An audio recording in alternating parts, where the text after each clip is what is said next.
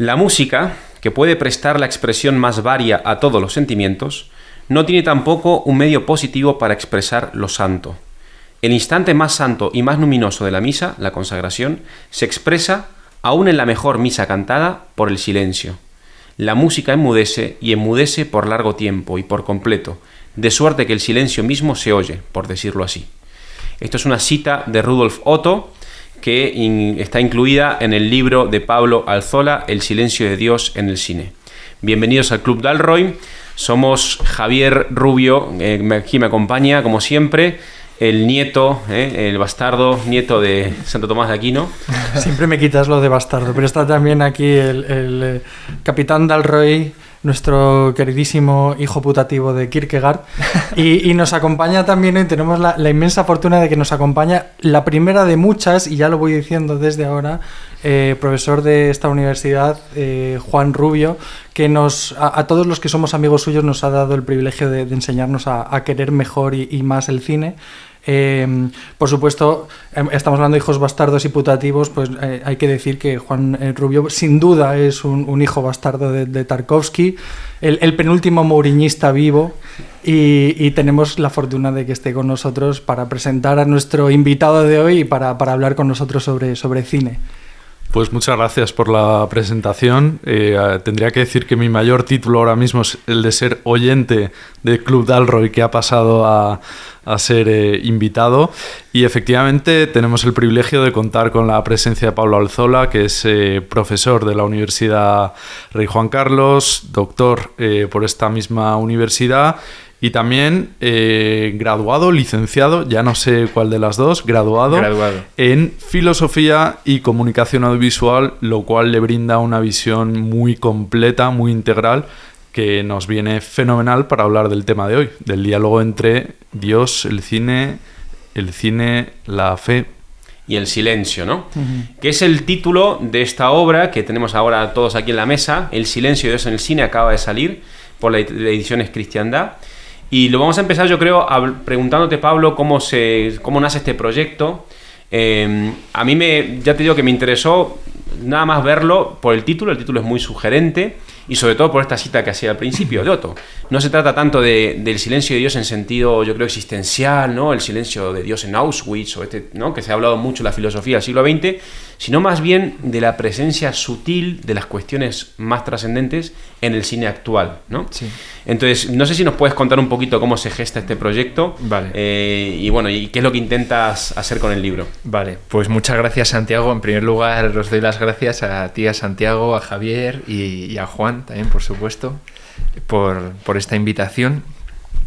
Y sobre cómo se gesta este libro, bueno, he de decir honestamente que la iniciativa no fue mía, sino que fue de un amigo filósofo, Jaime, que le habló de mí a los que llevan esta editorial, Ediciones Cristiandad, a Clara y Joaquín, y ellos se pusieron en contacto conmigo y me sugirieron que a ver si me animaba a escribir algo sobre cine, porque esta es una editorial que se ha centrado mucho en autores teológicos y querían abrir un poco el abanico, y me hicieron una primera propuesta como un poco más amplia, más dirigida a padres e hijos, que a mí no me convenció del todo, y me dijeron, bueno, pues realmente piensa qué libro te gustaría escribir y haznos la propuesta. Y esta es una idea que yo tenía en la cabeza como en el cogote, ¿no? Almacenada desde hacía tiempo, y dije, bueno, este es mi momento, ¿no? Y les hice una propuesta muy breve de un par de hojas donde les resumía un poco lo que quería hacer, y era esto, hablar de películas recientes que plantean preguntas sobre Dios, muchas veces de modo tan abierto que no concluyen, que dejan mucha libertad al espectador, ¿no? Que muchas veces no son películas confesionales, ¿no? Hechas con la intención de defender un mensaje o de ponerse al servicio de una idea o de una creencia, y que quizá por eso son más interesantes, porque permiten muchas lecturas, muchas experiencias, permiten una verdadera libertad al espectador. Y teniendo la oportunidad, pues yo dije, bueno, pues adelante, ¿no? Y ya tenía algunas en la cabeza, algunas películas que ya había ido anotando, como De dioses y hombres, por ejemplo, o por supuesto las películas de Terrence Malick, a las que yo ya les había dedicado mucho tiempo. Otras películas más desconocidas, como Cartas al padre Jacob, que es un director finlandés. Pero bueno, luego surgieron otras por recomendaciones de amigos, etcétera, y nada, y ahí está un poco el origen. Muy bien. A mí, antes de meternos en el tema, que el tema es este tema, o sea, el tema del título del libro, ¿no? El tema de hoy del Dalroy, te quería hacer una pregunta sobre una cosa que me llamó la atención apenas abrí el libro, Sí. que es tu dedicatoria, que dice en la primera página: a mi padre, que me transmitió su pasión por el cine y falleció días después de que viéramos juntos Los niños del paraíso. Yo leí esto y me conmovió mucho. Aquí en Dalroy hablamos mucho también hemos dedicado un programa directamente sobre el tema de la paternidad, que es uno de los temas que nos interesa mucho. Todos somos además padres de familia y somos hijos, y esto lo llevamos en el corazón, ¿no? Y me conmovió mucho y dije, bueno, lo primero que me llamó la atención fue el título de la película, Los niños del paraíso, no la había visto, y lo primero que hice fue verla. O sea, antes de seguir leyendo me puse a ver la película porque no pude avanzar. Y me conmovió muchísimo. Es una película también que sí da para hablar de ella. Es muy interesante. Es una película sobre la historia real de un mimo, ¿no? De un mimo francés. Sí. Con unos diálogos magníficos, una puesta en escena teatral maravillosa. Y luego de vidas rotas también. Porque yo creo que son niños, son los protagonistas. Son los niños, ¿no? A veces son infantiles, no lo sé. Pero bueno, no quería hablar de la película, sino más bien de esto que tú dices aquí. O sea, esta pasión por el cine a ti te la transmitió tu padre, ¿no? Te la dejó como legado. Como... Sí. Efectivamente.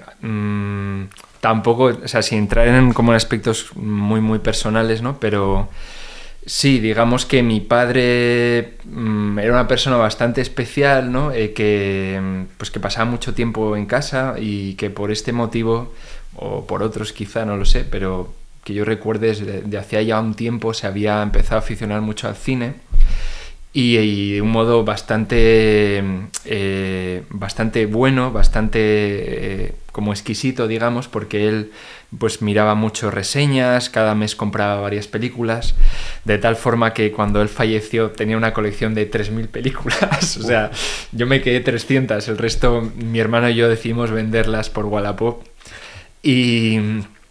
Y nada, y entonces mi padre vivía en Bilbao, yo soy originario de allí, y durante los últimos años más o menos yo me acercaba una vez al mes a estar con él un fin de semana. Y ese fin de semana, casi siempre, yo me iba de allí habiendo visto 2 o 3 películas, más o menos, ¿no? Algunas las veía con él, otras no, otras las veía yo, otras a medias.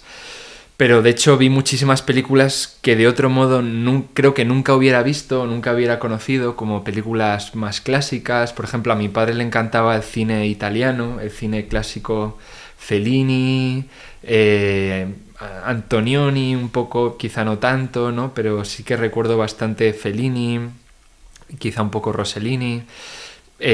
Autores, o Truffaut también le encantaba, ¿no? Autores más o menos conocidos, pero que yo entré a ellos gracias a él. Y recuerdo, mi padre falleció de una forma completamente repentina, ¿no? Por un infarto, ¿no? Completamente inesperado. Y la última vez que yo estuve con él fue 2 o 3 semanas antes de esto. Y recuerdo que vimos 2 películas. Y las 2 se mencionan en este libro. La primera, yo quería verla porque me habían hablado mucho de ella, era Lo que arde.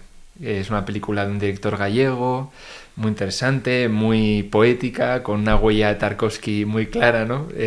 A quien Juan conoce bien. Y esa película me gustó bastante, una película tan breve, muy bonita. Pero bueno, no sé por qué vi que mi padre tenía Los niños del paraíso en una edición bastante buena. Y la empecé a ver. Recuerdo que la vimos como en 2 mitades, pues es bastante larga. Sí, de hecho, la película se filmó en 2 porque creo que en la época de la ocupación alemana no se podían proyectar películas de más de 1h30 de duración en los cines, no sé por qué. Y la vimos en 2 mitades. A mí me gustó, aunque hay muchos detalles de la película que ya no recuerdo, ya se me han olvidado, pero sí que se me quedó fijada la imagen del payaso al final arrastrado por la muchedumbre, ¿no? Al final de la película, esa sí que se me quedó en la cabeza. Y cuando mi padre falleció, bueno, entre las 1000 cosas que me vinieron a la cabeza, una fue, ¿cuál fue la última película que vi con él? Y dije, Los Niños del Paraíso. Y al recordar esto, yo soy cristiano, ¿no? Tengo fe, y dije, no creo que esto sea casualidad, ¿no? Ni el hecho de que fuera esta película, porque realmente es una grandísima película en la historia del cine, y era como una perfecta culminación, ¿no? a una trayectoria de ver películas, ni tampoco por el propio título y el propio contenido de la película, ¿no? Con toda la historia personal de mi padre, ¿no? Que no voy a entrar en ello, ¿no? Pero como que yo veía que ahí Dios me estaba diciendo algo, ¿no? Y por eso cuando escribí este libro, que empecé con él unos meses después, pues sí, pensé en esta dedicatoria y en dedicárselo a mi padre. Muy bien.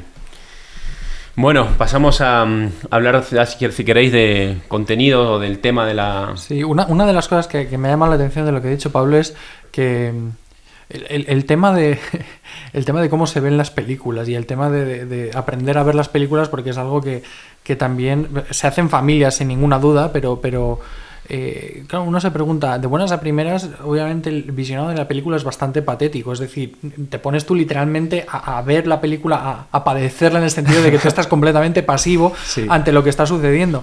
Pero hay otra forma distinta de ver cine, y yo creo que es una forma que se aprende, y es una forma que se aprende cuando tienes gente a la que quieres cerca de ti, que te enseña a ver cine de esa manera, o que te enseña a participar de alguna forma en esa especie de diálogo que tú tienes con la película, que tienes con el director. Y que va más en buscar, pues eso, resortes, claves de interpretación, como pistas que te ayudan a profundizar más en el mensaje de la película, a ver cosas nuevas que además enriquecen el visionado, te enriquecen a ti personalmente y enriquecen el visionado. Entonces, claro, me hace mucha gracia porque muchas de estas películas más clásicas yo recuerdo haberlas visto de pequeño, pues con mis abuelos, con mi madre, y que me acordaba vagamente pues de las historias, o me acordaba pues eso de alguna escena y demás, y me di cuenta que gracias a que he tenido esta oportunidad de aprender a participar en el cine de esta manera, aprender a ver cine de esta manera, como que soy capaz de volver a pasar por esas películas, volver a disfrutarlas de nuevo, y además con nombres y apellidos, ¿no? El decir, soy capaz de ver esto gracias a que me lo enseñó mi amigo tal, o gracias a que... Tiene ese elemento iniciático, ¿no? Que te inicia, y luego tiene otra cosa que es que tú lo acabas de decir, que me acordé de Juan, ¿no? Que está aquí sentado con nosotros. O sea, nosotros somos amigos, somos muy amigos, o sea, muy amigos ya. Yo soy testigo de su boda, de hecho. Y contigo también, Javier, porque nos hicimos amigos viendo cine. O sea, en el periodo de estudiantes, éramos estudiantes todavía, y nos juntamos, yo estaba recién casado con mi mujer, y empezamos a juntarnos. Primero nos juntábamos en otro sitio, luego en mi casa, y veíamos películas. Y yo aprendí a ver cine con Juan y con Arturo y con amigos y con Bernardo y con gente que sabía ver, sabía leer lo que había ahí. Me fue adentrando en el cine, y hoy por hoy tenemos una comunidad. Entonces, no creo que era Higinio Marín que decía que una ciudad se levanta a partir de gente que puede compartir una experiencia del teatro o del cine juntos, y pueden, ¿no? Sí. O sea, no sé, es tan potente la experiencia de ver juntos una película, de hablar sobre ella, de sacarle... Y poco pasivo, porque es muy activo también. Es muy activo. Y luego más genera conversación. Eso es. De hecho, el tema de el silencio de Dios, el hecho del cine explícitamente religioso, o que tenga un mensaje explícitamente teológico, o que no lo tenga, ha sido un tema que hemos tratado. O sea, yo recuerdo haberlo tratado. Y es un tema interesantísimo, ¿no? Sí, vimos con los comulgantes, lo vimos juntos en los debates. Antes la vimos, pero creo que por iniciativa tuya en la sala de cine del Círculo de Bellas Artes. Ah, vale, sí. Qué buen sitio. Sí. Pero Malik, yo conocí Malik gracias a Juan y a otros. Sí. Bueno, yo entré en Malik gracias a un profesor. No había visto La larga línea roja sin saber que era de Malik, simplemente porque me gustaba el cine bélico. Y cuando se estrenó El árbol de la vida, un profesor de Navarra, Jaime Nubiola, profesor de filosofía del lenguaje, cuando justo se estrenaba, cuando él me daba esta asignatura, y me dijo: Pablo, tienes que escribir algo sobre esta película, ¿no? Pero él ya sabía que a mí me gustaba el cine y tal. Y sí, y me junté con varios amigos a intentar escribir algo sobre esta película y otras de Malick. Y ahí fue como, esa fue un poco la semilla, ¿no? Que luego me dio a mí más interés por Malick. Y sobre lo de la conversación, quería decir una pequeña cosa. A mí también me ocurre lo mismo con el cine y los amigos. Y toda mi vida, todo lo que me ha gustado a mí el cine, muchas veces ha sido organizando cineforums con gente, ¿no? Claro. Últimamente pues hago uno a veces en mi casa con algunos amigos, o en la universidad también suelo hacer. Y efectivamente ahí surge una conversación súper interesante donde realmente se muestra que el visionado ha sido algo activo, no pasivo. Y aquí hay un autor que yo menciono en el libro que es poco conocido en España, que se llama Stanley Cavell, un filósofo americano que empezó a escribir sobre cine en los años 70, ya fallecido.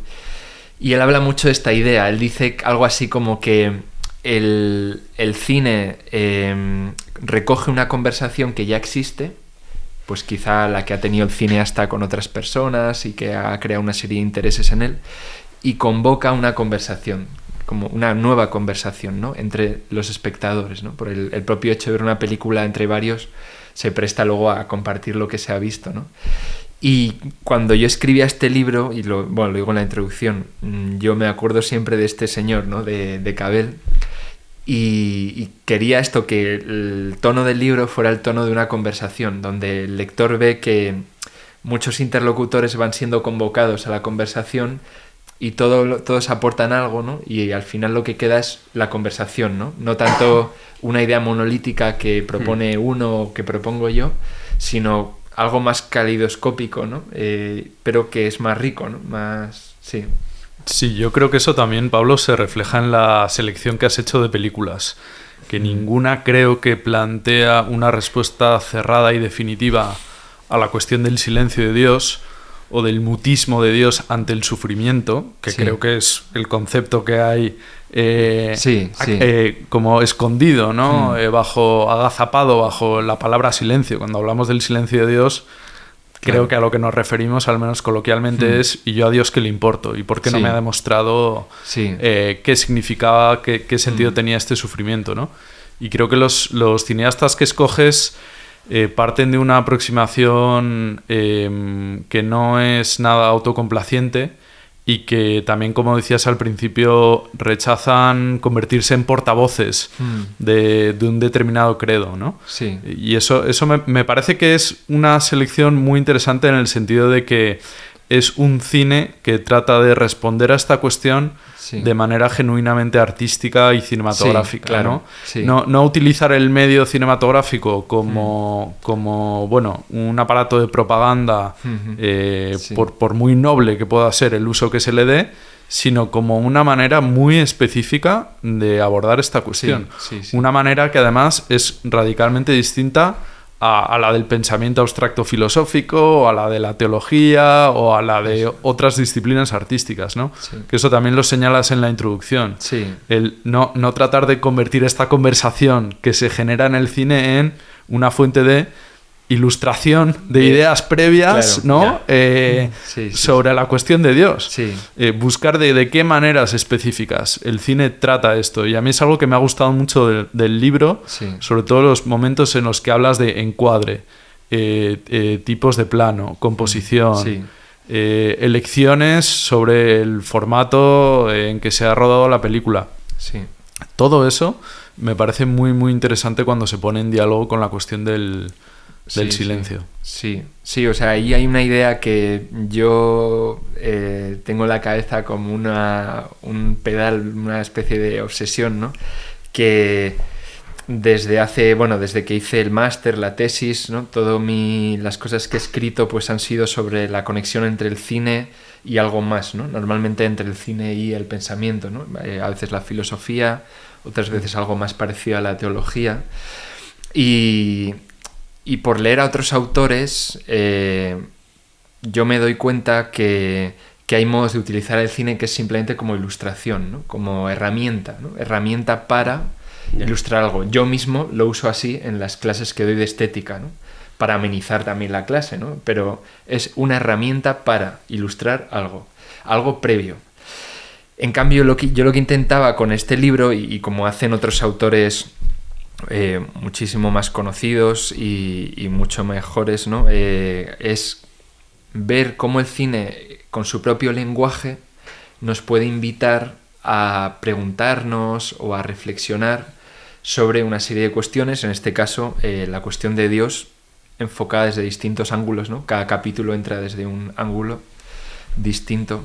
Pero eso, no escribir un ensayo de teología con ilustraciones cinematográficas, sino escribir un ensayo de cine que en su propio lenguaje sugiere reflexiones, preguntas afines a la teología, la filosofía, bueno, en fondo pues al ser humano, ¿no? Pero va por ahí. Sí, yo me acuerdo de hace... No recuerdo de qué año es la película de Scorsese de Silencio. ¿Se llama Silencio? Sí, 2016. 2016, sí. Pues que cuando salió se armó un revuelo tremendo. Sí, porque estaban ahí los apologetas y los condenadores, pero porque todos interpretaban la película en clave de... Sí, una clase de catecismo. Efectivamente. Sí. ¿Coincide con el catecismo que yo he planteado o no coincide con lo que...? Y claro, como si fuese de la apostasía nada más, ¿no? La película, claro, o sea, claro. Si fuese entrada en estos apostataron, o sea, una cosa, se centró todo el debate en eso. Pero además con una especie de ira y de que coincidiera o no coincidiera... Que hacía la conversación muy complicada. Yo muy me acuerdo, visceral, ¿no? Yo me acuerdo de haber escrito un artículo en Democresía y que me respondía, porque además yo citaba a un obispo español muy famoso y muy reconocido que criticaba la película por no coincidir en su punto de vista con el dogma o tal. Y yo decía, pues que en la película no va de eso, y la película me parece interesantísima por el problema que plantea y por cómo lo plantea, y además la presentación que hace del choque cultural entre una forma de entender el mundo que es completamente distinta de la japonesa y lo que todo eso genera culturalmente y demás. Y yo me acuerdo pero comentarios muy violentos, muy violentos. Pero madre mía, las discusiones más violentas en las que he participado siempre está la teología de fondo, ¿eh? La teología... No hay que culpar al cine, sino a la teología. Fue más por la teología que por el cine. Pero es verdad que son temas que nos tocan mucho. El tema del silencio de Dios ante el sufrimiento es un tema existencial muy gordo, que todos sufrimos. No te deja indiferente. No te puede dejar indiferente. Entonces, claro, tú lo que estás buscando continuamente son confirmaciones de tu experiencia, para bien o para mal. O sea, y sobre todo cuando metes a Dios en la ecuación, ¿no? Es decir, ¿hay un Dios que da sentido a lo que yo haya sufrido o no hay Dios y el mundo es una mierda y tenemos que aprender a navegar pues, esas aguas? Entonces, buscas continuamente que las películas coincidan o reflejen con exactitud esa interpretación. Y claro, el planteamiento es mucho más complicado porque la experiencia, de hecho, es mucho más complicada y cuando encima quieres darle pues esa presentación artística, cinematográfica, pues obviamente introduces muchísimos elementos característicos del cine que complican todavía muchísimo más el análisis. Sí, yo creo que, Javier, que una clave muy importante que tú más o menos estás sugiriendo en tus comentarios es la importancia precisamente de que la conversación cultural sobre una película que toque este tipo de temas discurra más sobre cómo lo estético nos habla del fondo que sobre hasta qué punto esta película dispara o atenta o destruye los fundamentos de mi fe, porque es que si no, al final la conversación ya no es sobre la película. Claro. La película ha quedado reducida a una excusa para otro tipo de cuestiones, algunas muy nobles y otras para nada. Entonces, a mí, perdón Pablo, me gusta, por ejemplo, en el artículo de Democresía, creo recordar vagamente que hablabas de cómo el tamaño de los planos generales, y tú lo retomas, Pablo, en tu libro, habla del silencio de Dios, en la película Silencio. ¿Por qué no empezar la conversación teológica y de lo que queramos, no? Partiendo de la propia obra.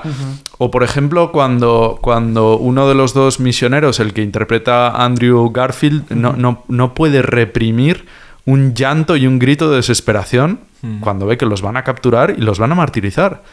Y al mismo tiempo que él está completamente desesperado, encarnando ese terror ante el silencio de Dios, a su lado están los conversos japoneses, no sé si llamarlo con paz, pero con una serenidad completamente, radicalmente opuesta a la de él. Y creo que ahí tenemos una buena imagen de algo que aparece mucho en el libro y que está muy relacionada con el silencio de Dios.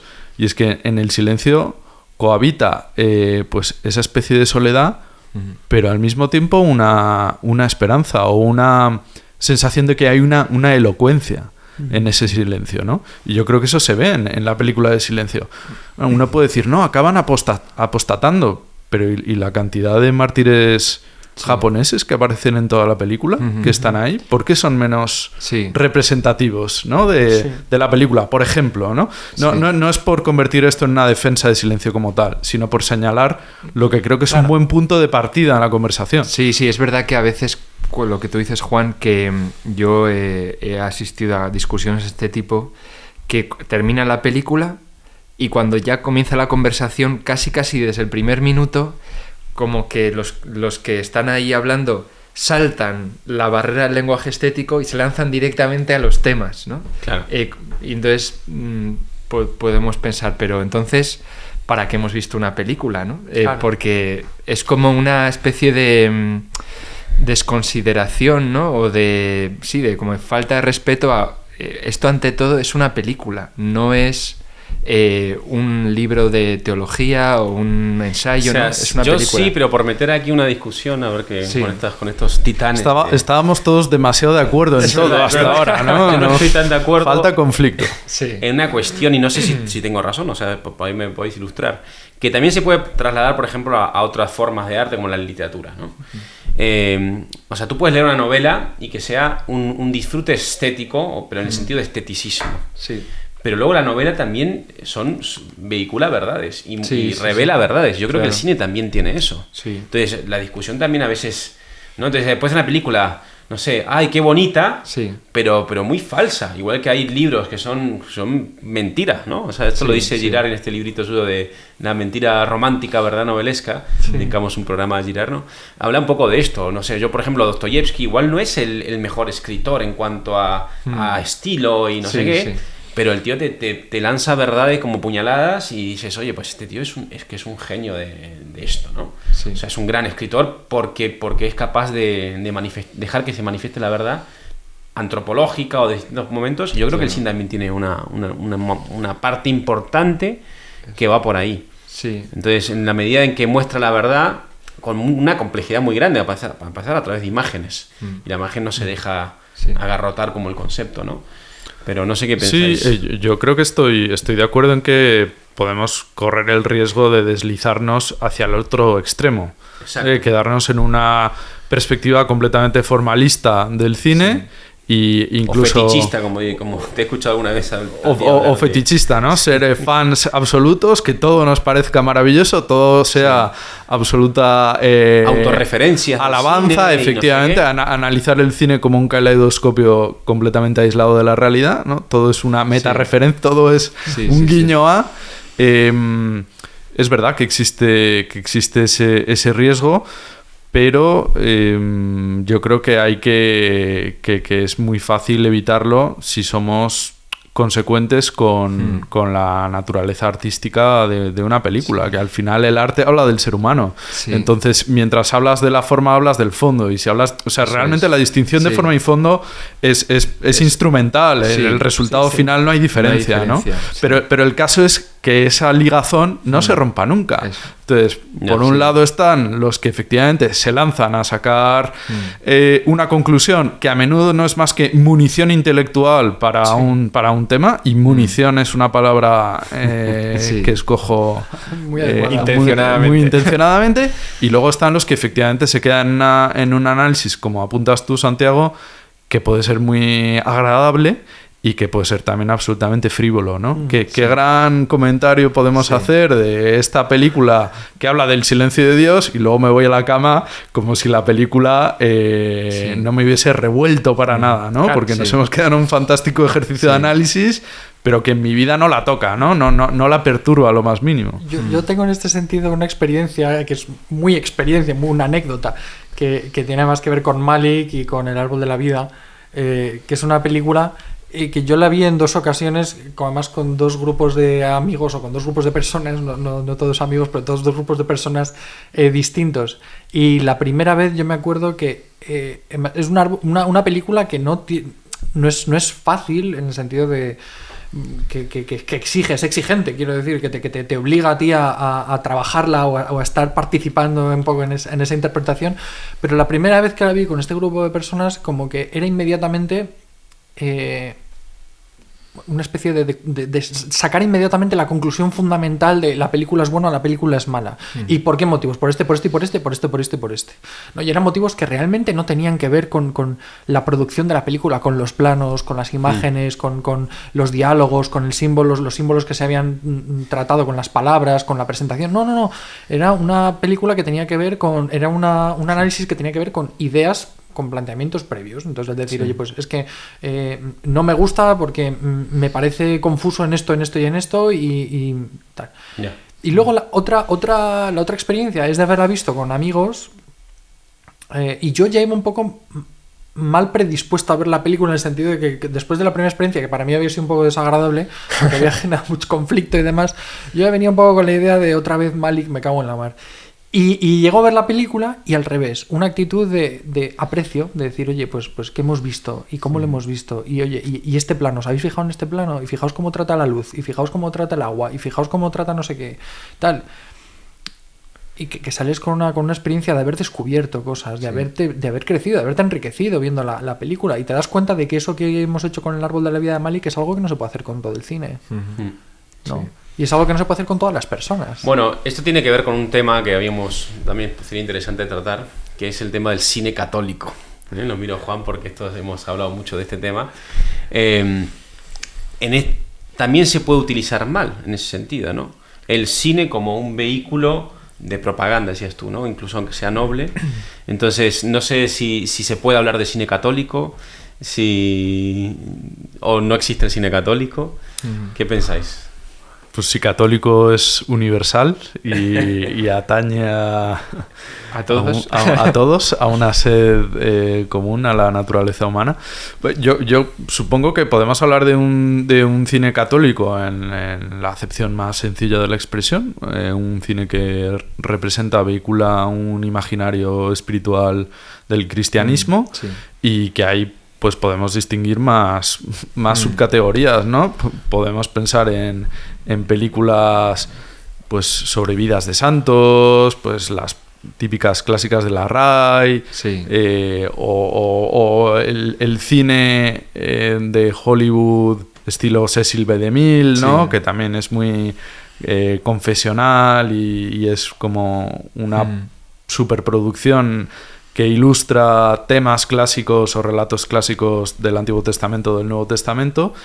Y luego también creo que hay un grandísimo caudal de producciones cinematográficas que tratan de la vida, de la existencia del mundo, de muchísimos temas, a través de una mirada católica, que es algo que antes suscitaba muy inteligentemente Javier. Sí, yo también comento, el otro día estaba hablando con mi familia y con un cierto punto de nostalgia, a lo mejor no muy positivo, recordábamos aquella época en que a mí me tocó vivir de niño, en la que en la Semana Santa en España no había cine, no te ponían una película de indios y vaqueros, te ponían Balarrasa, o te ponían Ben-Hur, o te ponían Sansón y Dalila, te ponían películas clásicas buenas, películas más o menos buenas todas. Sansón y Dalila la volvieron a poner el otro día.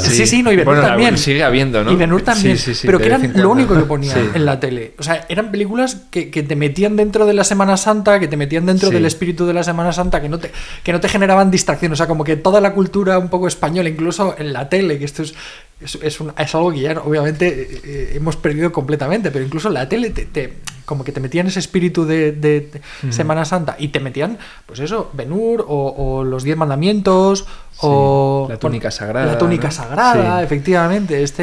La vida de Jesús, la de Franco Zeffirelli, Jesús de Nazaret. Jesús de Nazaret, efectivamente. Claro, y lo comentábamos con nostalgia, ¿eh? Es decir, joder, bueno, yo estaba nada mal. esta Semana Santa, con esa mentalidad también, le dije a mi madre, bueno, hay que ver algo de Semana Santa, ¿no? Y entonces, pero bueno, algo apetecible. Y entonces vimos Escarlata y Negro, la de Gregory Peck, que es una pasada de película. Sí. Y es muy católica, ¿no? Hay como momentos donde se hacen explícitos algunos mensajes de forma muy evidente. Claro, o sea, aquí de alguna forma reivindicamos que obviamente lo católico no es solo eso.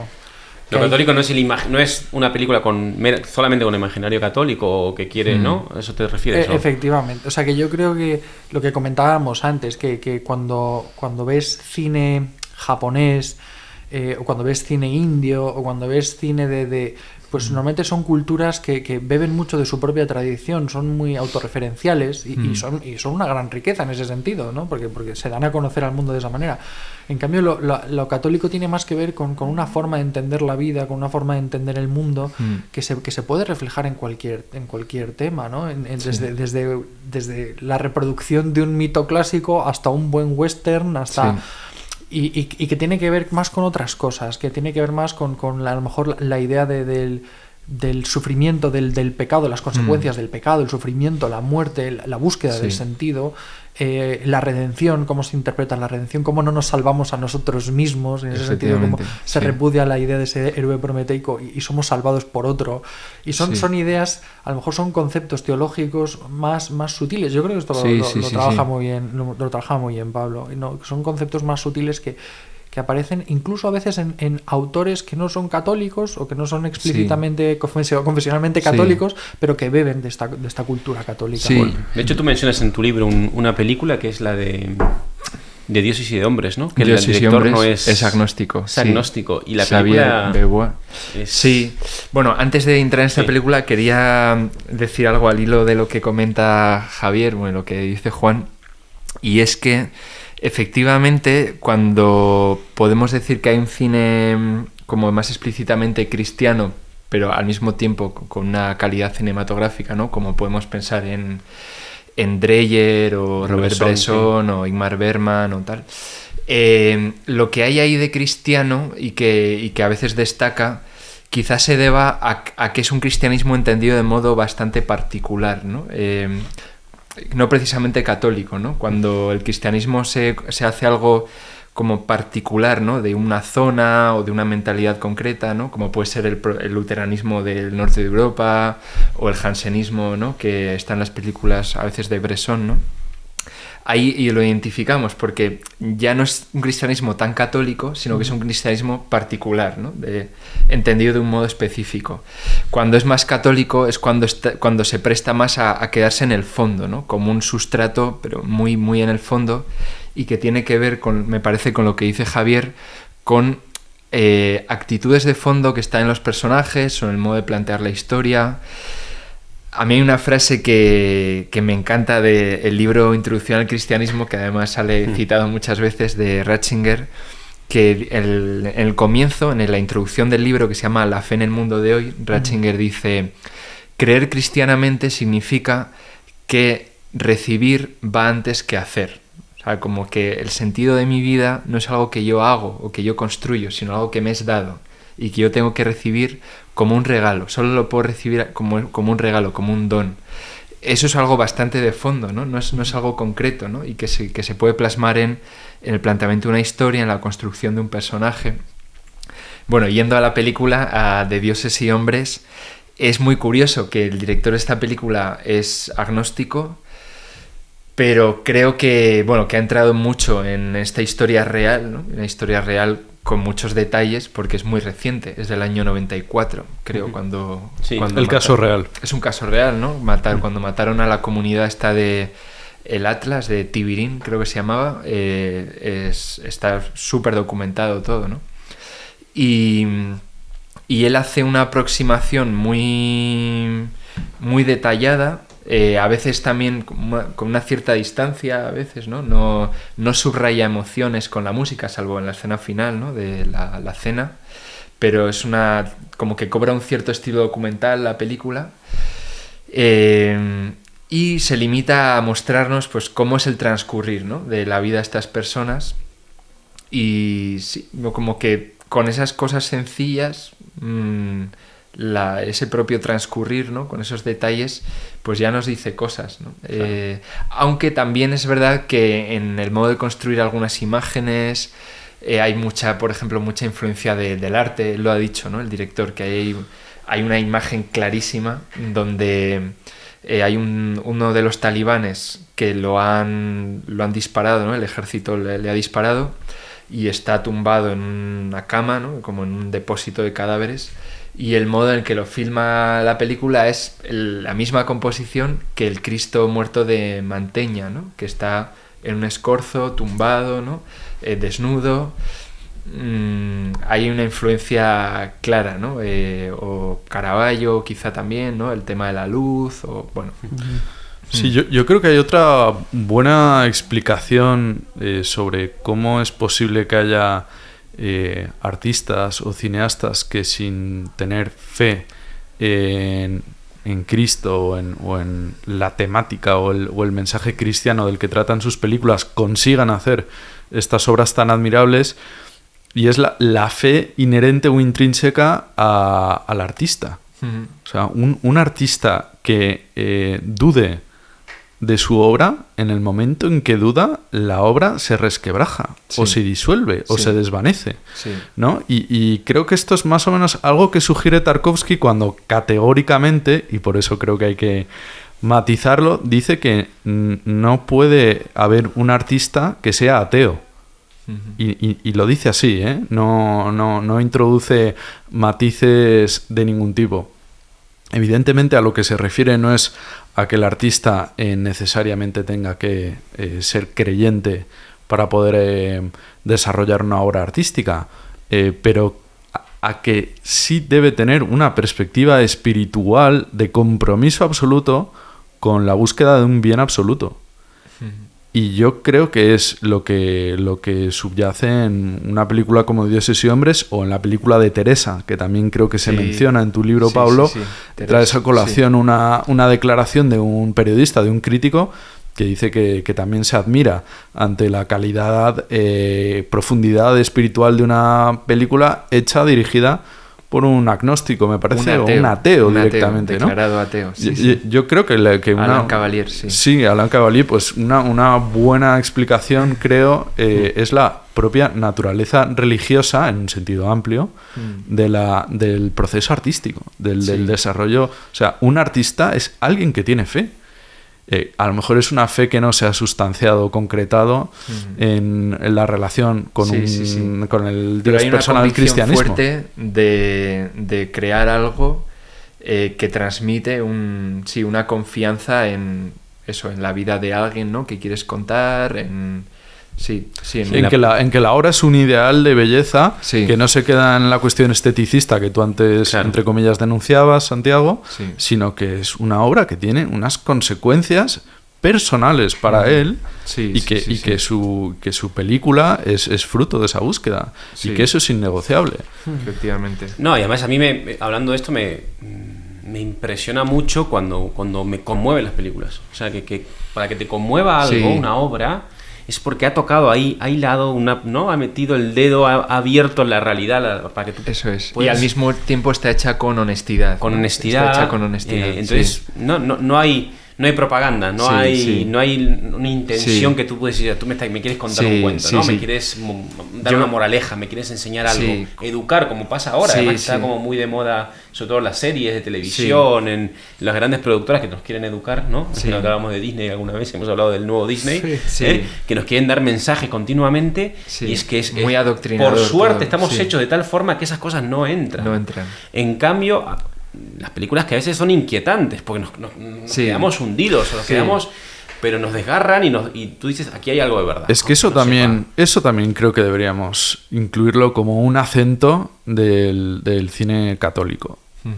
Porque una película o una obra artística que para lo único que sirva o a lo único a lo que contribuya sea fortalecerte en tus convicciones, por muy ciertas o buenas que sean, yo creo que es irrelevante y te tiene que que perturbar o que inquietar, no como un resultado final, pero sí como un medio para profundizar en esas convicciones, ¿no? Sí. Y yo estoy pensando, por ejemplo, que creo que también lo mencionas en varias ocasiones, Pablo, Sí. en 2 películas de Fellini, en La Strada y Las noches de Caviria.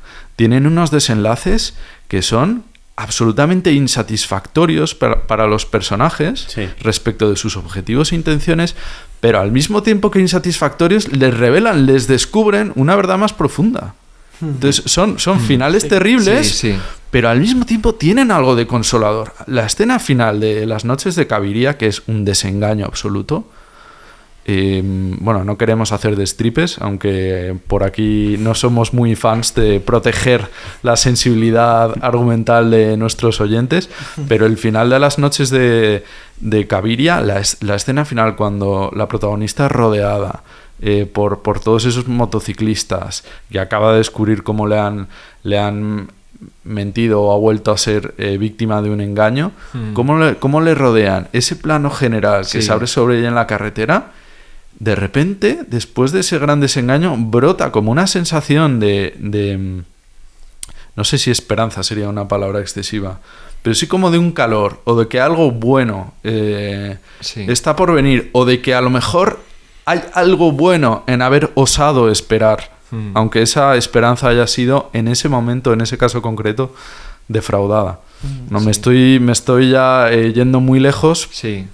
pero bueno. Sobre Es esto verdad. yo quería traer una cita también que no es de Rudolf Otto, pero bueno, también es de un medio, bueno, sí, un teólogo, ¿no? Pero que escribió sobre cine, tampoco muy conocido, que se llama Amédée Effre, o no sé cómo se pronuncia, un sacerdote francés que escribió mucho sobre cine en los años 50, 60, por ahí, y que tiene un libro que se llama Dios en el cine, y que hay un momento que dice que la ambigüedad es el modo humano de la existencia del misterio, aquello que salvaguarda la libertad, ¿no? Esto lo dice refiriéndose a algunas películas clásicas, y creo que esta es parte de la clave, ¿no? Esa ambigüedad deliberada para que el espectador pueda entrar con su historia, con su vida, con sus experiencias, pueda entrar en la película y pueda sacar sus propias conclusiones, ¿no? No hay un final cerrado.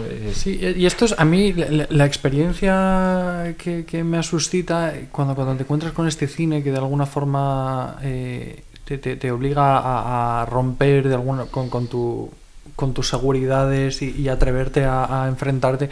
Es que es algo fértil, o sea, es algo que te hace sacar tus propias conclusiones, pero en clave de creatividad, en clave de ver cosas que no habías visto antes o verlas de una forma distinta, ¿no? A mí esto, por ejemplo, me pasó viendo cuando descubrí a Kurosawa, ¿no? Con Rashomon y luego con las demás películas de Kurosawa, pero que me asomó a una forma completamente distinta de ver el mundo y de ver el cine que a mí me ha enriquecido mucho personalmente. Y esto también en un debate que tengo yo con otro profesor muy querido de todos nosotros, que es Salvador Antuñano, sobre la película de La Gran Belleza, que de hecho explícitamente trata incluso este tema, ¿no? Sí, sí. Bueno, sí, el tema es este. Aquí aparece, ¿no? Sí, En el libro sí, también. Efectivamente. Y como parece que es una película que te obliga en una primera instancia a rechazarla en clave doctrinal o aceptarla en clave doctrinal, cuando me parece que hay que ir mucho más allá. O sea, que lo que tiene que ofrecer la película va mucho más allá de una mera aceptación o rechazo de las premisas ideológicas que pueda haber, sino un descubrimiento de las experiencias y de los valores profundos que hay en la forma de hacer cine, ¿no? En la forma de cómo se muestra esa película. A mí esto que decía Pablo de la ambigüedad, esta cita que traías, me parece también como muy, muy certera para definir toda esta discusión que hemos tenido un poco de lo que es el cine católico, o cómo tiene que estar el misterio presente en el cine, que de esto va tu libro al final, de cómo está el misterio en el cine. Me recuerda mucho una metáfora de Kierkegaard, ya que Javier dice que soy el nieto bastardo de Kierkegaard. Pues, es muy kierkegaardiano. Tú, o sea, no citas tanto a Kierkegaard, no hablas tanto de Kierkegaard, pero tu forma de manejarte... Pues, es una cita encarnada, ¿no? No hace falta verbalizar los nombres de Kierkegaard. Eres como ese hijo de Kierkegaard que nunca quiere hablar de su padre, pero que realmente es la copia del padre.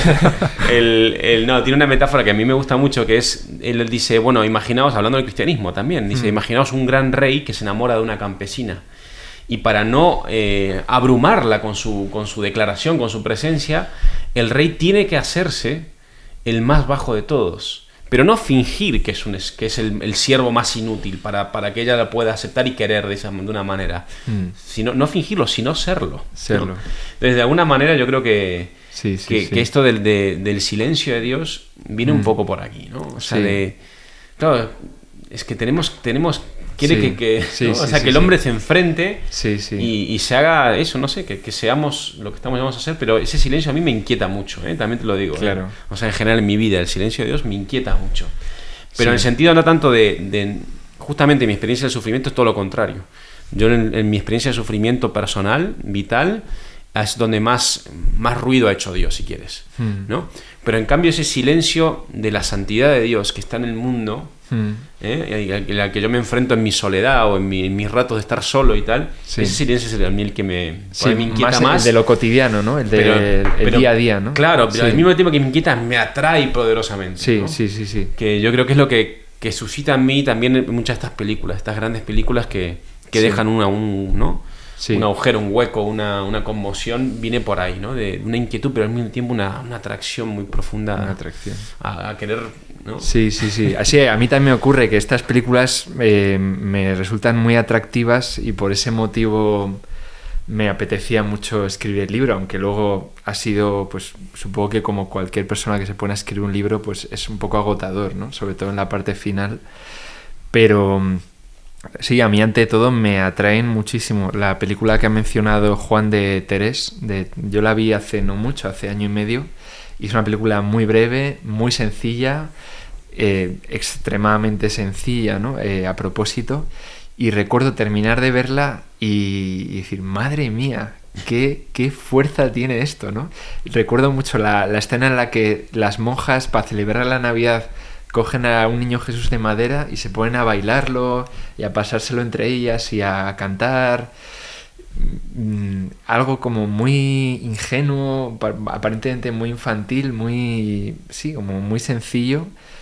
Y yo luego pensaba, esta escena tiene muchísimo más fuerza que, no sé, una escena en la que la banda sonora sube y hay unos planos ahí increíbles y tal, ¿no? Es que es la fuerza de lo discreto, ¿no? Sí. Bueno, hablando, una escena muy similar a esta que acabas de mencionar tú, fue una película francesa que tú me recomendaste, que son 3 historias, y la tercera son unas prostitutas que las invitan a la primera comunión de la sobrina o el sobrino de una de ellas. Max Ophuls, que adapta unos cuentos de Guy de Maupassant. Me parece, ¿no? De Maupassant. Es espectacular. El placer se llama. Placer. Son 3 cortometrajes. No la he visto. 2 cortometrajes y un mediometraje, que es el que estás mencionando. Vale. El mediometraje es un grupo de una casa de prostitutas que se van a la campiña, al campo, salen de París o de la ciudad donde estuviesen a la primera comunión. Y el momento de la primera comunión es espectacular. Es muy sencillo, no hay grandes fuegos artificiales, pero es muy profundo.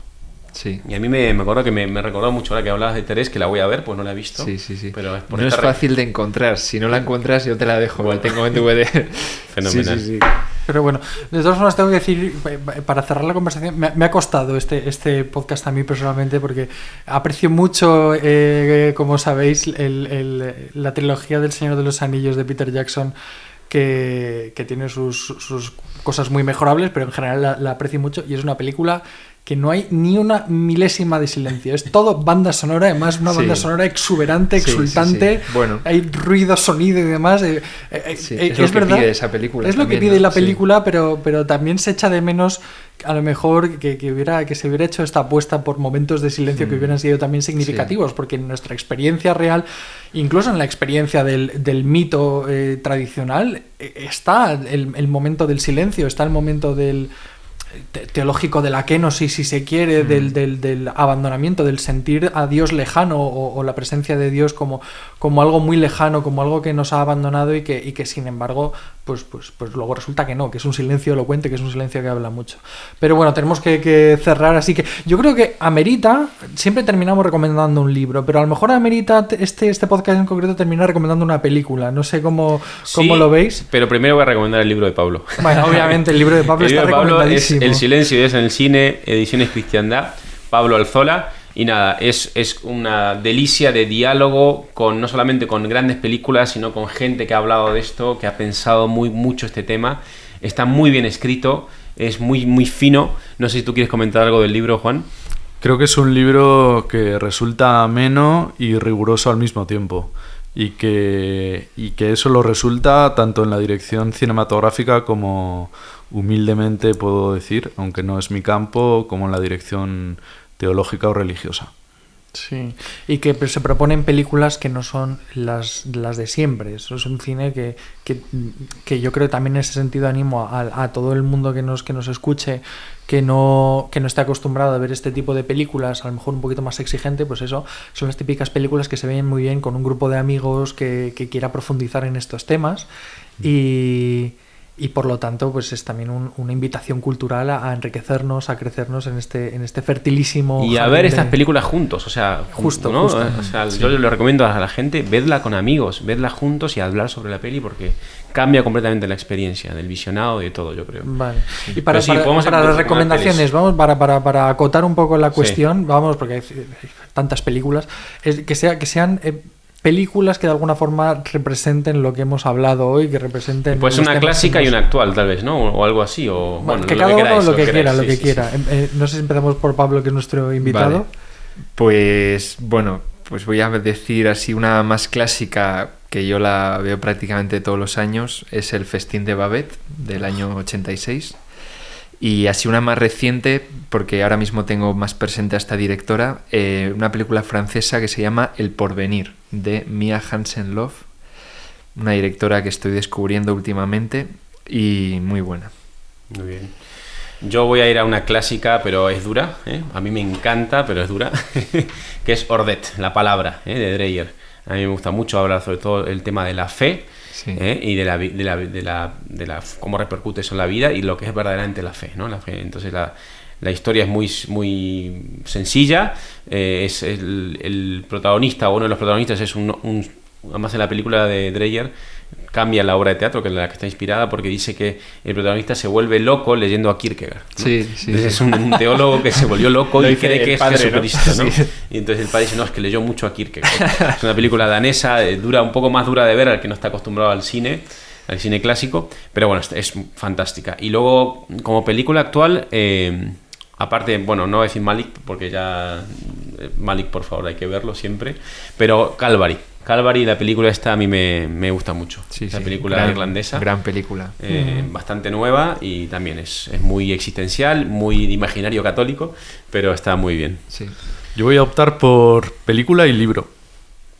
Película, no puedo irme de este podcast sin mencionar Andrei Rublev, que es un clásico sobre la cuestión del silencio, porque en ella casi todo el metraje, el protagonista enmudece por opción propia y porque trata también la cuestión de cómo es conciliable la voz, la elocuencia divina en un mundo pues lacerado por el sufrimiento, ¿no? Y aparte, cinematográficamente creo que es una película imprescindible. Y luego la recomendación de un libro es un libro que no está traducido al español, pero que es de un coetáneo de Amédée Effre, que es Henri Agel, que sí que hay algún libro, pocos, pero traducido al español, un sacerdote católico crítico de cine, que es el cine, un arte de la celebración. Y plantea una aproximación antropológica al cine a partir de películas que tratan sobre la celebración y que ojalá pues algún día podamos traducir y editar con comentarios, porque creo que es una aproximación muy sugerente y muy interesante. Yo he cometido el gran error metodológico de dejaros hablar a vosotros primero, que sabéis mucho más de cine, y la película que yo voy a decir, la del Festín de Babette, me la ha pisado Babette. Vaya. Te lo voy a fear porque podrías haber dicho Te la dejo, si quieres te cualquier la dejo. película extraña de estas que conoces tú y que yo no conozco, pero bueno, no, yo voy a recomendar la de Tierras de Penumbra. Qué buena, qué buena. Que es también, Me a encanta. lo mejor es más sencilla de ver, es más amable, pero que también trata mucho este tema del silencio de Sí, Dios sí, en el sí, sufrimiento. Y yo creo que también trata el tema incluso estéticamente habla mucho de ese silencio, así que es una película que yo también me gusta mucho y la Maravillosa. recomiendo. Así que nada, con esto pues damos por concluido esta sesión de nuestro club. Muchísimas gracias, Pablo, y muchísimas gracias, Muchas gracias a vosotros. Juan. Que sea la primera de muchas, ¿no? Ojalá. Un placer. Muchas gracias. Venga, adiós, hasta luego. Adiós.